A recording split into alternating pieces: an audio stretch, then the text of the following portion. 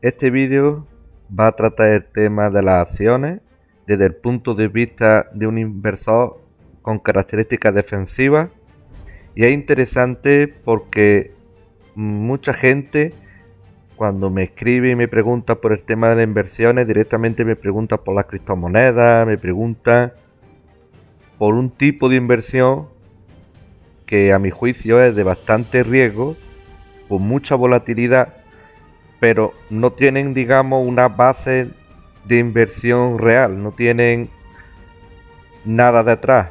Entonces es un poco como jugar a la apuesta, pero eso no se le puede llamar invertir, ¿vale? Entonces, para poder invertir en criptomonedas, por ejemplo, lo propio es tener antes una base de inversión, ya sea a través de fondos de inversiones, a través de acciones. Es decir, tener una base y después destinar una parte pequeña del dinero que destina a la inversión para poder, digamos, invertir en algo más de más riesgo, en algo que te va a dar más rentabilidad, pero también estás expuesto a una volatilidad más alta, que te puede conllevar a tener pérdida de valor importante en poco tiempo, o incluso si opera a través de CFD, tener margin call y perder la inversión. Eso es importante tenerlo en cuenta antes de invertir dinero en criptomonedas y acciones de alto riesgo, ¿vale? Este vídeo va enfocado al cómo tratar las acciones desde el punto de vista de un inversor defensivo.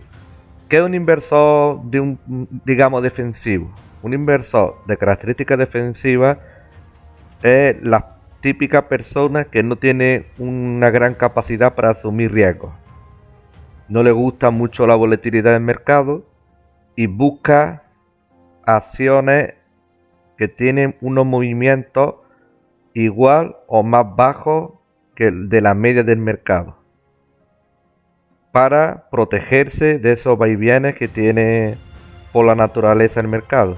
Entonces, ¿qué busca ese tipo de inversores? Una rentabilidad que supere la tasa inflacionaria del país donde ellos viven, y así no perder, como mínimo no perder patrimonio a través de la inflación. ¿Cómo organizar una cartera G? Pues yo he estado un poco leyendo, he estado un poco investigando y veo que hay un cierto consenso donde el inversor debe de destinar un mínimo de entre 70% y 30%. Es decir, el 70% en acciones y un 30% en renta fija, en obligaciones, etcétera, donde protege la parte de la volatilidad que tienen las acciones. Y las acciones, para un inversor defensivo, deberán ser acciones con un beta bajo, es decir, una empresa que tiene movimientos relativamente poco volátiles en comparación con el mercado, y empresas donde sea un movimiento muy lento. ¿Qué significa eso? Empresas cíclicas, empresas ya bien consolidadas, con dividendos bien consolidados, empresas conocidas, donde no hay nada nuevo que esperar. Por ejemplo, Coca-Cola, es poner un ejemplo, Pepsi, otro ejemplo. Empresas con un mercado claro, un mercado que tiene ya bastante bien consolidado. Siempre tienden a buscar empresas de un corte así, donde hay poco susto que llevarse, donde hay pocas sorpresas. Y la parte de renta fija busca instrumentos de renta fija que tengan una rentabilidad interesante. El problema es que llevamos unos años donde la renta fija, la realidad es que tiene unos rendimientos bastante mediocres o incluso bajos. Ya si miramos las obligaciones, deuda pública, etcétera, etcétera, la rentabilidad es incluso menor todavía. Entonces, la complejidad aquí en este momento es que por la parte de renta fija y de las obligaciones nos dan poca, digamos, pocas opciones, por decirlo de alguna forma. Entonces, si va a ser una cartera solo de acciones, cosa que, digamos, es poco recomendable para inversor defensivo, debería siempre protegerse a través de renta fija y a través de productos como deuda pública, etcétera, parte de su cartera. Las acciones que busque deben de ser de ese perfil.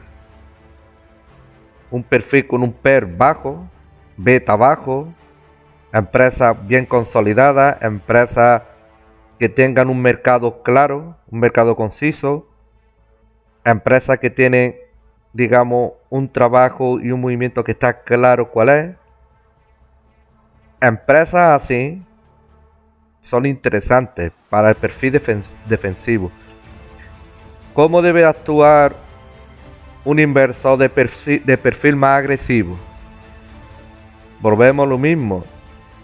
Los inversores de perfil más agresivo tienen cartera prácticamente todas de acciones, pero también deben de tener un 20% mínimo de renta fija, obligaciones, etcétera, etcétera.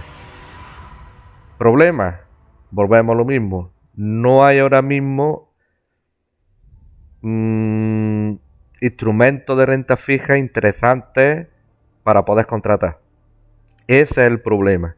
Con el tiempo, si los bancos centrales europeos suben los tipos de interés, algo se moverá en ese campo. Algo empezará a moverse, pero todavía no estamos en ese terreno. Entonces, un inversor agresivo, ¿qué busca? Busca una parte de acciones defensivas para protegerse, para proteger parte de su capital, pero una parte importante, entre un 30-40% de sus acciones, será de un perfil más agresivo, de un beta alto, es decir, que tiene movimientos muchísimo más volátiles que la media del mercado. Buscarán empresas, una parte de la empresa emergente, donde asume un alto riesgo, empresas, digamos, que llevan poco tiempo en el mercado y tienen un crecimiento grande. Van a buscar siempre acciones de empresas donde su rentabilidad va a ser mayor, asumiendo claramente un mayor riesgo. Es interesante entender que el perfil agresivo no significa que invierta por invertir. Es decir, las acciones, aunque tengan un beta alto, el PER debe de ser bajo o moderado, no puede ser alto.